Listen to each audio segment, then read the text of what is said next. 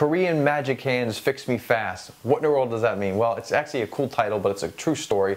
And it's just another way of saying, here's a little bit more about me and my story, because I think it's important if you're here in pain, or if you're just someone who's wanting to optimize their health for the long term, or you're an athlete who wants to improve performance or get out of pain. I think I owe it to you to know more about me and how my thinking has developed and why I'm in a great position to help you. So if I may, I want to tell a couple stories there that kind of tie things together. And they didn't, have any significance at the time, other than I was in pain, and pain sucks. But rewind my life back to 6th grade. And I remember 6th grade because I missed the school field trip to New York City because I had a cast on. And I had a cast at the time because I had something called Osgood-Schlatter's disease. I hate the word disease, but basically it's a fancy way of saying that your bones are growing too fast for your tendon. And if you're not very active, or swim or something like that, you might not even notice it. It might not be a big deal. But I was very active and played highly competitive soccer, especially with a great group of guys. And we happened to play every day because we were on one of the best club soccer teams in the entire United States. And so I had this cast. I got out of it, but I started to have back pain. And I didn't know what was going on. My mom took me to a chiropractor, and I remember we went there 3 times a week for multiple weeks, and eventually stopped because it started adding up. And she said my hip was out of line. My hips were in the wrong place, and she kept trying to adjust them, but they never stayed. And I didn't really understand at the time, but now I do, and we'll get to that. So fast forward now, and I was able to get out of that somehow through just enough movement and being young. I think sometimes that does have definitely an advantage.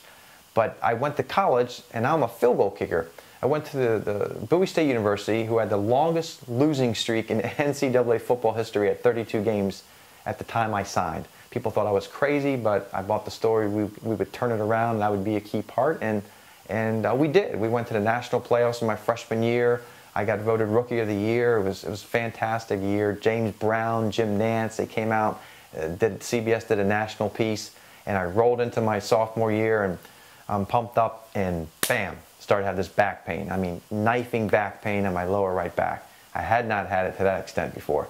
And the bottom line is, over the next 3 years, even though I had a good career, and I was able to, sign with an agent who believed that I could get some tryouts and things like that, it limited my performance. And if you're an athlete, the pain, physical pain is one thing, but when you have that mental pain, that anguish of your performance being limited, you feel like you're not doing the right thing for your team, and then, the trainer, the orthopedic surgeon, the chiropractor, they could not figure this out. So the amazing thing was, when I worked out, and people loved to work out with me, I was a maniac. I would use body weight exercises, which are real in vogue these days, but back then it was kind of like, new and different for a lot of people, but they loved these workouts. I was not in pain. But when I kicked field goals, it hurt like you wouldn't believe. So I finished college, or actually I'm not even completely finished, and believe it or not, I'm now training a professional boxer. Not boxing training, but strength and conditioning for Andrew Maynard, who won a gold medal in the 1988 Olympics, is now a light heavyweight in the same training camp as Riddick Bowe. And Riddick Bowe's team had, I believe it was a South Korean guy that was working with him, and this is where that name comes in. And I just remember the name Magic Hands for some reason. And I was eating dinner with him and a bunch of the other people in the boxing team at the Colony South Hotel in Clinton, Maryland. I remember that for some reason, if it's still around. And he said, come up to the room afterwards, I'll take a look. Bottom line, in 20 minutes, this guy, unlicensed, figured out what was causing the pain that no one else could figure out for 3 years. And essentially it was, if this was the football, and this were my plant foot, and I'm kicking the ball this way, my plant foot was slipping further and further past the ball. And by the time I was getting all this pain, my plant foot was too far past the ball, so that when in my body weight thus past the ball, I was using so little leverage to get that ball 50 yards or whatever it took, that I was using compensating muscles. Remember that. It's very important. I didn't know at the time, and even this Korean guy didn't explain to me the significance of that, because he maybe didn't know, but he didn't need to know. He knew exactly what was causing the problem, and he was right, because I had a reference point for it. You see, I would drop kick footballs during the peak of pain because I didn't have a net sometimes to warm up. And as soon as he told me this about my plant foot, it made perfect sense, because my plant foot never went past the football when I drop kicked, and it never hurt. So that stuck with me.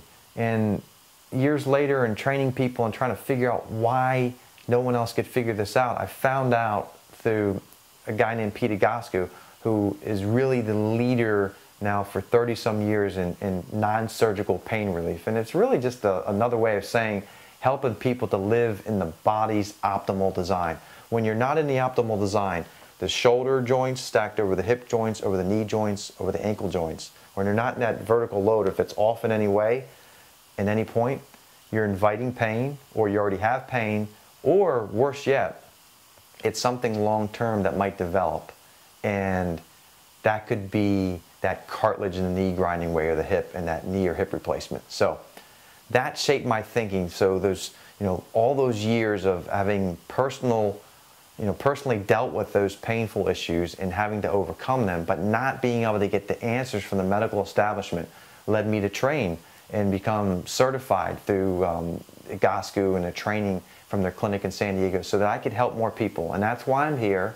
And I hope that that helps you to get a little bit more of an insight into me and why I'm in a great position to help you.